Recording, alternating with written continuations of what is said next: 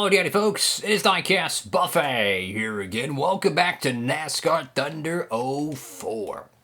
Well, we had an interesting finish at New Hampshire, where Tony Stewart edged out Jimmy Johnson in the final two laps to steal the New England 300. And now we're on to Pocono, Pennsylvania, with the Brickyard coming up and the final road course race of 2012. Here's your updated Winston Cup standings.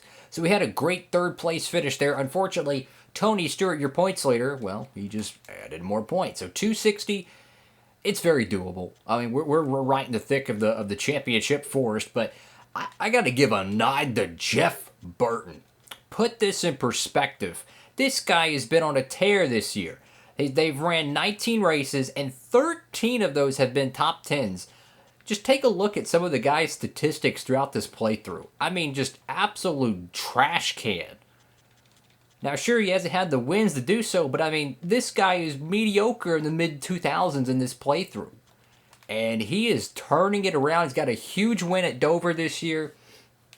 He's not going to win the championship, but man, he could steal a win, another win before the end of the season.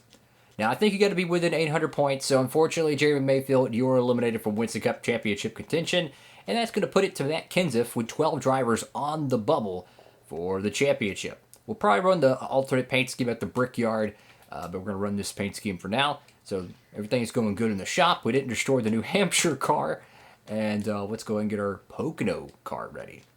Kevin Harvick won the first Pocono race of the week. I'm going to actually save our best stuff for the Brickyard. I really am. I'm going to save that 76 tire grip for the Brickyard. We're going to run a little bit of a worser equipment because I want that full power at Indianapolis because that's the big one, right? That's the one you want to win. So we're going to run a little bit lower equipment. It probably won't make much of a difference. And without further ado, let's go to Pocono. Alrighty, folks, so we qualified 7th for the Pennsylvania 500. Earnhardt is actually on the pole. Let's see how this one shakes out. Welcome to Pocono Raceway, located in the heart of the beautiful Pocono Mountains for today's Pennsylvania 500 on MRN. This track produces some of the fastest racing of the year, but it also presents some special challenges to the drivers. The corners here at Pocono can be absolutely brutal, and gear selection is crucial for those long straightaways. The drivers that'll do the best are the ones that can set their turns up correctly and slingshot out of them for that extra boost. The McDonald's car is currently in the top 10 in points. He's been working hard this season, and it is paying off so far. He'll need a good finish in this one to gain some spots. Barney Hall hasn't made much of a move in the points so far. Yeah, those guys have been working so hard this year. It's a shame it doesn't really show in points. Just seems they can't keep that car out of trouble on race day. Maybe their luck will change today. An unusual back-of-the-pack start for Scott Wimmer. Yeah, he's definitely not used to having to pick through traffic so early in a race. This could make it an exciting race for him, or it could be disastrous. You just never know when you start in the back.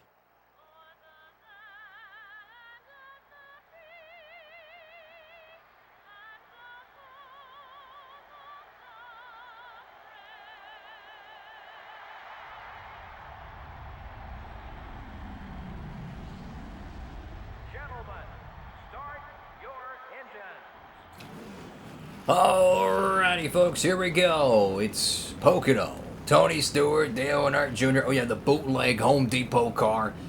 Jimmy Johnson almost won last weekend, and then Rocket Man Ryan the win. So, we qualified 7th, so, hey, I'll take that. It's better than starting 39th like last week. Pocono is an interesting racetrack because the pit strategy is going to dictate the winner. If you pit early, you're going to gain track position, but can you hold them off on old tires? If you pit late, you're basically gambling against yourself that you're going to be able to run them down in the final few laps. It can work out either way. So it's kind of like the roulette wheel that mixes up the finishing results. You know, it's not straightforward like a Kansas or a Charlotte or whatever. When you pit is going to exactly win you or lose you the race. And there's no perfect storm to that because it depends on who's doing the strategy, right? If a great car pits early, he's going to gap the field on them fresh tires, and you're not going to have nowhere near enough time. But it's kind of hard to know who pits early and who doesn't. I've pitted early at Pocono. And if the right cars don't pit early, and they got the fresh tires at the end of the run, they're going to run you down like nothing. If you've ever tried to block at Pocono on old tires, I don't recommend it. You got a 10-lane straightaway, 4 or 5 lane corners. Oh, by the way, 215 miles per hour draft into turn 1. How in the world are you going to be able to block that? There's no way. And then you get in the corner and you're already sliding. I mean, it's a nightmare. It is a nightmare. Oh, Gordon diving it in there, 3 wide. I don't blame him. You know, as the summer months continue to go on, we're getting closer and closer to that 10-race stretch. And that's pretty much when 10 races to go, that's when all the BS stops. That's when it's championship road. Once we get to Richmond, once we get to Darlington, all the BS stops. It is just go for the championship. And that's when you're going to start seeing nickel and diming just for 5 points, just for 3 points, leading a lap here. Making sure the guy you're racing for the championship doesn't get an extra 5 bonus points. That's when the championship hunt truly ratchets up. So for us, we need to get ahead of that 20 car. He is the points leader. We have to find a way to do so. Oh my gosh, Newman slowed up horribly in that corner. Oh, we got damage, guys. Yeah, we got a gash in the nose. We probably need to get that fixed, because that's going to hurt our overall speed here. That is not good. And the car's already tight, thanks to that left front damage, so. Oh boy. Anyways, though, it's only lap 4. So we still got a lot of racing left here. But my pit strategy, I want to pit whatever that 20 car pits. I'm 260 points out. He's 60 points ahead of second. I feel like Tony Stewart's the favorite for the championship this year. Ryan Newman has not been his true Ryan Newman self. Gordon has shown flashes. Earnhardt is definitely second or first in the championship, favorite category. But I just feel like that 20 car, once we get to the final 10 races oh crap, this is going to get bad. Get a Stanley Steamer and a whole bunch of leaders. Oh my goodness, Dale Jr. just runs into the back of Johnny Benson. We're going to do the same thing. Wow, Dale Jr. just had a boat anchor attached to his Budweiser Chevy. That was literally the worst possible place Johnny Benson could have been on the racetrack. That was not good. Poor Benson, I mean, he almost... Whew. Luckily, he wasn't driving the next-gen car. He would have got a concussion there. That would have been bad. But anyways, I think Earnhardt and Tony Stewart are going to be the top 2. And I just have a feeling once we get to Charlotte and once we get to the Atlanta fall races, maybe even Phoenix, Tony Stewart's going to he's going to go crazy. And he's going to start winning. And that's what I'm afraid of. When he starts clocking top 2 finishes every week, there's going to be no chance to gain points on him. So, what's the best medicine for that? Do it now. Don't wait. So Dale Jr.'s got a lot of nose damage, I imagine. If he doesn't get that fixed, that could take him out of contention for this win. Because the AI does not run well with damage. So if he's got hood damage, that's probably going to end his chances of winning this Pocono race. Which, I mean, if you look at us, we wouldn't even be out front right now if it wasn't for that contact. Because you can see the damage on the hood. I mean, that's not aerodynamic, fellas. And unlike the modern day NASCAR games, cosmetic damage in this game is not cosmetic. It is full on mechanical, aerodynamical, everything. It affects everything about your car. It makes you have to turn harder in the corners, makes you use more tires, makes your car slower. It's just, damage is realistic. That's how it should be. You want to know why no one plays the new NASCAR games? Or they buy it and they regret it? Because they don't have features like that. They're cheap, gimmicky, poor renditions of what used to be a great series. That's why you still see YouTubers who play NASCAR 04, NASCAR 03, sometimes even, Chase for the Cup, NASCAR 06, NASCAR 02. 20 years ago, those games were on store shelves. And people are still playing them because they're that darn good. It's like Triple H. He's that expletive good. That's pretty much what these NASCAR games were.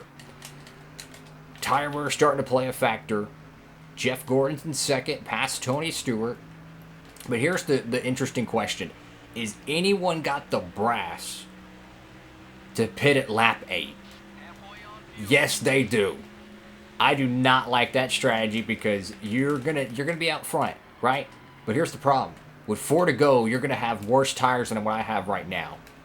I just don't like that strategy. I've been burned on that strategy. I've seen some guys win with that, that pit strategy, but I'm not willing to test it. I just want a top 5 and I can get out of Pocono and go to the Indianapolis Brickyard 400. And keep in mind, we're running a second tier car. This is not the best speedway car we have. We're saving that for next week. Granted, it's only like 1 overall better, but a little bit helps. And if you really think about it, both of these tracks are very similar. They have a flat corner that's actually based off Indianapolis here at Pocono. Long straightaways. If you really think about it, if you're testing a car, the car you test at Pocono would work very good at Indianapolis, you would think. Because they're very similar racetracks.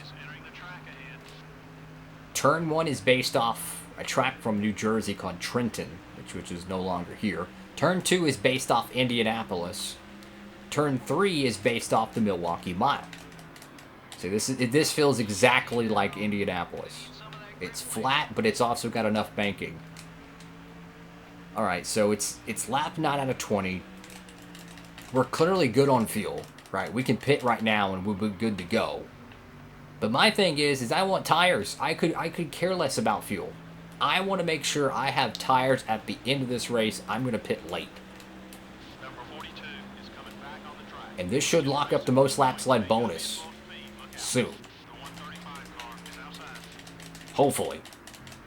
Clear on both sides. Come on. Because I don't think the 8 car is going to lead anymore. I think Stewart and Gordon traded. I think they're going to keep trading through the rest of this race. And then you're going to get someone who took the pit strategy joint. So we just got to get more than Earnhardt's total lap led. And I think we'll be okay. I could be mistaken, though. We'll get an update on that real quick. Because, curiosity. So let's go look at our race stats here. We have 6 laps led. Earnhardt only has 3. So, yes. We should be in the green and clear. Because there's going to be one of these pit cars that are going to take the lead. They're probably going to be up there for 3, maybe 4 laps. They might trade places, so it could only be one lap per car. Who knows? My point is, though, I don't see Tony Stewart and Jeff Gordon leading 6, now 7 laps. Halfway here at Pocono. I really want to pit late. I want that tires at the end of the run. I don't want to be on defense. I want to be on offense. Because believe me, when you have fresh tires, I mean, look at this guy behind me, this 135 car. He's got fresh tires, and he's racing like Gordon right now. When you have fresh Goodyears at a track like Pocono, you don't do that, for one. That was really bad timing or great timing. But you can just carve lap time. I mean, it's insane. If you're like 5 seconds back and you have fresh tires, you're not over. I mean, it's not over. You could find a way probably to get those 5 seconds. How fast it is at Pocono. Gordon hasn't pitted yet. Earnhardt's back in 3rd. We've got some cars blending here. There's no apron, so you got to be very careful here. Oh, man, that corner entry, though, is just awful. Little touch with Gordon. Come on. Got to get whatever draft I can get. Just trying to stay ahead of this 24 car. I want to force him to pit before me. Oh, the tunnel turn's so awful, bro. It's so awful. Do we pit this time? I might go ahead and pit. Because you don't want to wait too long, because then you have no laps to get it back up. You know what I'm saying? I think we're going to go ahead and pit. I think we're just going to go ahead and pit. Alright. No damage repair. Actually, I think it's worth it, guys. I really do. I think that 3 to 2 tenths of a second we might give up pitting here is actually worth it, because that's going to allow us to be able to dive deeper in the corner, have obviously better drafting ability.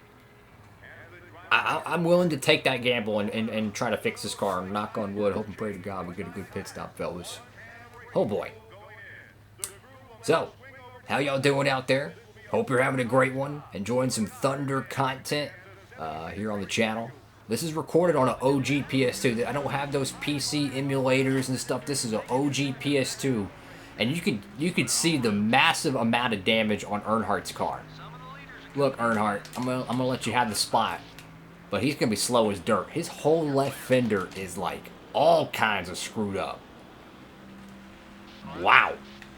That is bad. Yeah, his whole day is ruined by that. If he gets a top 5 with that amount of damage that they did not fix on the pit stop, I would be shocked. And there we go. We just botched our fresh tires. That's really, really good. Wow. We just completely missed the corner. So how is this one going to shake out at Pocono? You got a gaggle of cars ahead of us. I think Tony Stewart's in that mix. This is going to be interesting. Don't block me, Dale. Thank you. 215 miles per hour. So Gordon has the freshest tires of everyone. He pitted the last lap. One lap is probably the equivalent of 3 laps real life in Pocono. It's not a whole lot, but it could make or break your day. But you can see the leader is not that far away. So whoever pitted early, they either got passed up already or they just got slow vehicles. So either way, it did not bear much fruit for them. Oh, I'm terribly sorry, Newman. That was bad. That was bad. My bad. Oh, boy. Come on, come on, come on, come on, come on. Lap 15 out of 20. The final race of the year at Pocono. I want to say Tony Stewart's trying to pass maybe a Jimmy Johnson. I don't know. Oh, bad spot. We just caught Mikey off the corner. It is, yeah, Jimmy Johnson. So Johnson was on the earlier pitch strategy. What the biff? Mayfield is literally brake checking Harvick and Gordon. Wow. Yeah, I'm pretty sure they're pretty PO'd at Mayfield for that, because he just brake checked them by at least 5 miles per hour, if not 10. I mean, they had to slow down a crap load. Tony Stewart's already made the pass around Jimmy Johnson. If I had to guess, I think Stewart pitted the lap before we did. So our tires should be similar, but not equal. Now, it does also, you know, beg the question, how much of those tires did he use, right? Because, I mean, if you're stuck behind lap traffic, you might not have to use them so much. Or you might even use them more trying to get around them. You never know. I will say, though, Pocono is such a beautiful racetrack. The scenery, the forests around it, the high speeds. I really wish they would bring IndyCar back. I wish they would have 2 cup races here. I love this place. I love Pocono. Honestly, they need to get rid of the stage cautions here, because the fuel mileage finishes we have seen throughout the years at Pocono, they're magical, man. They're magical. All right. So Johnson's in second, lap 17 out of 20. It's a 3-horse race. If Tony Stewart screws up, Johnson's back in the game, but I don't see that happening. I think Johnson's, if I had to say it right now, I think he's going to be very lucky to get 4th place. Just tire wear, man. It's impossible to block here. If it's Martinsville, yeah, you could just run a shallow line and you can block them till the cows come home, but a 5-lane racetrack that you can have 215 plus miles per hour into turn 1, there's not a snowball's chance of blocking anybody here. Now, if a caution was to come out and end the race early, then, hey, that's a successful gamble. But in reality, he's going to get a top 5 run. So that's a great point stay for that 48 car when they might not have been in contention. Because a caution will end today's event. We are gaining on Tony Stewart. Oh, Ooh, sliding them good years. Right front starting to wear. Oh boy. Reminds me of that epic Brickyard battle we had with Tony Stewart, and we crashed. And we did not win that Brickyard 400. That was a heartbreaker, man. We've had some horrible crashes at Indianapolis. And I think Tony Stewart's chopped liver right here, guys. This is what I was talking about. Pitting lap 8, lap 9. This is what happens. You gain a crap load of track position, but you're going to give it right back up with 4 to 3 laps to go. I mean, Stewart, he might have the horsepower, but he just has no turning ability. So if we don't screw this up, this should be a victory lane visit. Stewart's going to dive deep in the corner, but once again, throttle. Boom. He's having to reel the car through the corner, won't turn into apex. We're in the gas the whole time, so that's tire wear, baby. That's what it is. You gotta have it.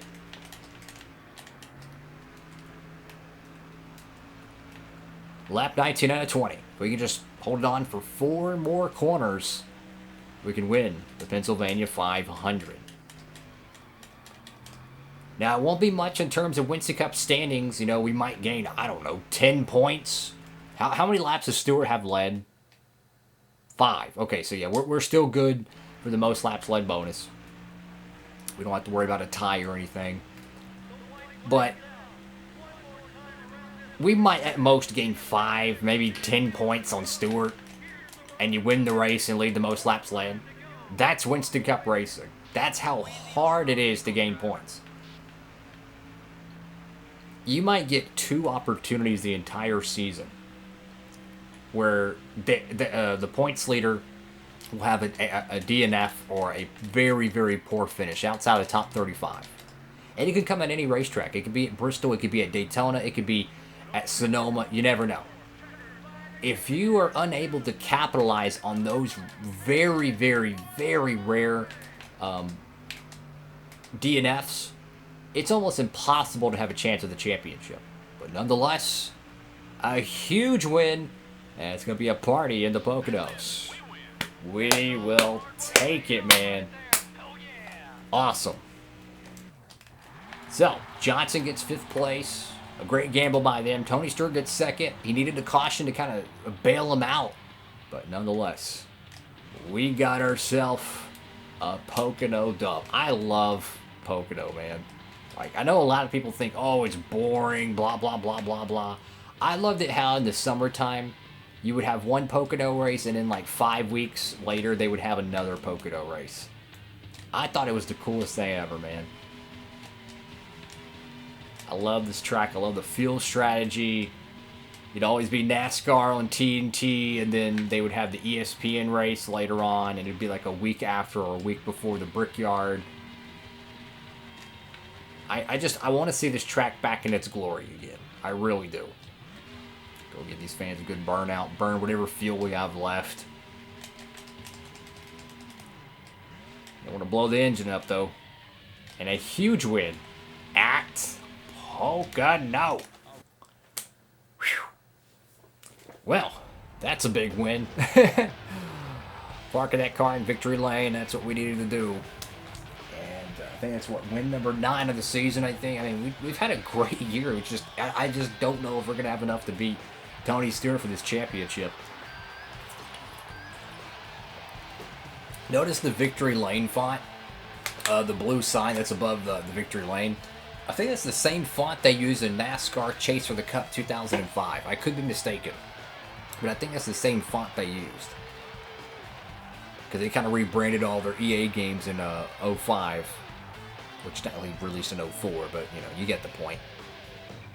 It's cool like EA Sports would have, like, all their sports games would have a similar, like, style and theme to them, and whenever they changed them, they all changed. It was kind of cool how they did that. They kept them all in, like, uniform. A dominating day at the Poconos. 10 laps led. Maximum points stay, exactly what we needed. We qualified great. We didn't have to Mickey Mouse through the field. I can't believe Dale Jr. got a top 5 finish with all that damage there. So, attaboy to him. Once again, Jeff Burton, top 10. I'm telling y'all, That 99 car has real speed here. Real speed. Steve Park, 13th. Hold up. Great run for that 30 camp. You look through the field here. See if anyone stands out too much. And only Johnny Benson and Jeremy Mayfield. Mayfield, I would not be surprised. What's his face? Harvick puts him in a headlock for blocking him, possibly taking him out of contention for the win. And how about Mike Bliss and Jamie McMurray? How were they 4 laps off the pace? They must have had a DNF or something. That is interesting. So, thank you all so much for watching. Make sure to like, comment, and subscribe. Hope to see you in the next episode of NASCAR Thunder 2004. Oh boy, on to the Brickyard 400. If you want to help support the channel, check out that promo code down below. Helps you save on shipping at Circle B Diecast for your next NASCAR diecast purchase. So, that's all for Pennsylvania. On to the Brickyard. Diecast Buffet. Signing off.